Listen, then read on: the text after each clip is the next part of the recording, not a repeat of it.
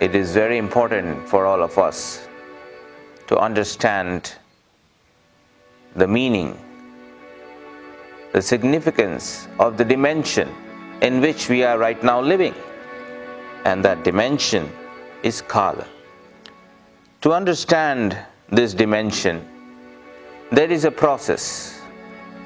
And that very process is what we go through when we talk about Kumbh, happening in Allahabad this time, which is no more Allahabad, it is now Prayagraj.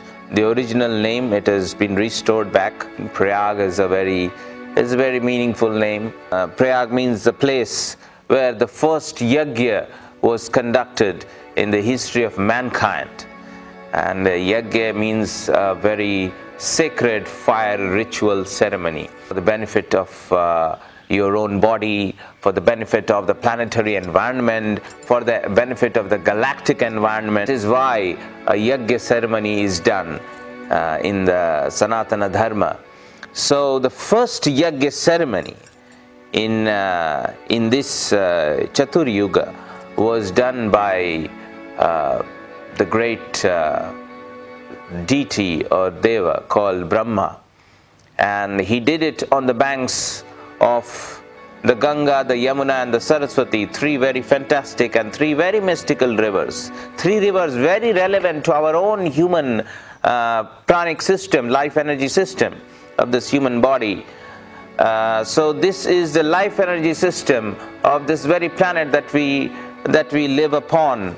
The Ganga, the Yamuna and the Saraswati, they are sort of the spine, they are the core of the spine of this planet.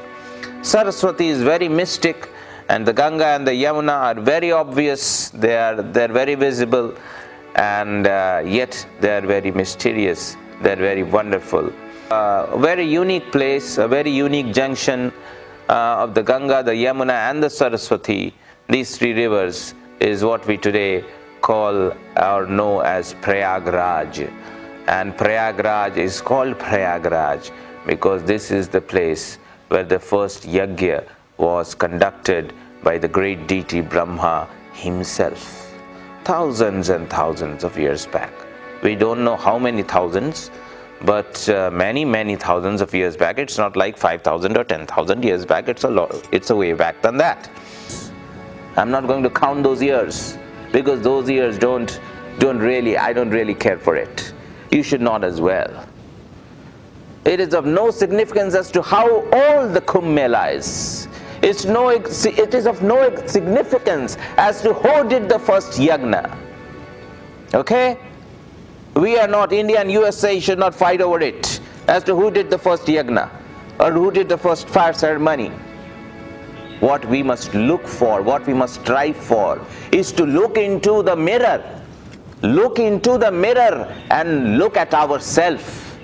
Every individual, I'm not talking about a country, I'm not talking about a planet, I'm not talking about a family, I'm not talking about a society, I'm talking about every individual, each and every individual, each and every human being who has got the gift to be in a human body. And we all know what is the potential of a human body. We all know what is the potential of a human mind. We all know what is the potential of a human intellect. The potential of a human body, the potential of a human mind, the potential of the human intellect has got the power to go beyond, to transcend beyond the body, beyond the mind, beyond the intellect, and become the bliss, become the infinity, become the divinity that you are and that you deserve to be. That is where you come from. That is where your roots lie, my dear friend, my dear brothers and sisters. That is where your roots lie. That is your father, that is your mother, that is you. You got to get back to your family, man. What are you doing? You will be filled with the void. And that void is what you got to fill in your pot. You understand it? That void is what you got to fill in your pot. You got to fill in your Kumbh, and that is the essence. That has been the message of the Kumbh Mela all along the way since the last thousands and thousands and thousands of years. We all have been playing snakes and ladders. And we all know what happens to those who play snakes and ladders. They always fail. Isn't it? When we were kids, we used to play snakes and ladders. Every time, you go up again, back into the mouth of the snake. Is it a good idea? So who's the snake here? Who's the snake in the Kumbh Mela? There are two Naris. That are called the Ganga and the Jamuna, that are in the spine. Or you can say there are two ropes. One rope is being pulled by the Asuras. The other ropes are being pulled by the Devas. So the Asuras and the Devas, when they keep pulling the ropes together, then spine of our body, it is able to churn the ocean of the milk, okay, which is nothing else but you are churning your way to your own elixir, and finally you are able through it is a particular process which can be only detailed to you, which can be only opened up to you in a long session. In a short video, I don't think you will get the message, you will understand it. I don't think it would be fair to you, but there is a process, there are techniques. If we do it, if we do it on the occasion of Kumbh Mela, at the very venue of Kumbh Mela, at the very place where the beautiful starry occasion is happening, then I think we all can churn the elixir or the amrit or the nectar that has been talked about since ages and which lies within us. We all can churn that nectar and then collect it in our pot. We can taste it, okay? We can experience it here, okay? And the churning, it happens from here, right from the bottom to the top.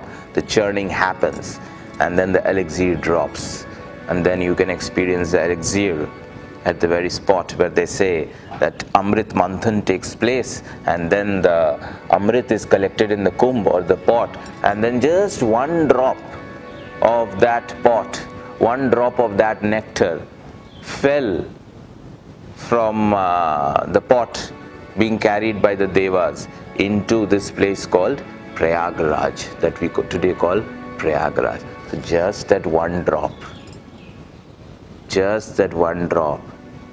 made that place so blissful. Every time you go to the Kumbh Mela, if you know the process, if you get the right guru, you can get there. Who knows, maybe 2019 will be your lucky year. So, see you there. Thank you so much.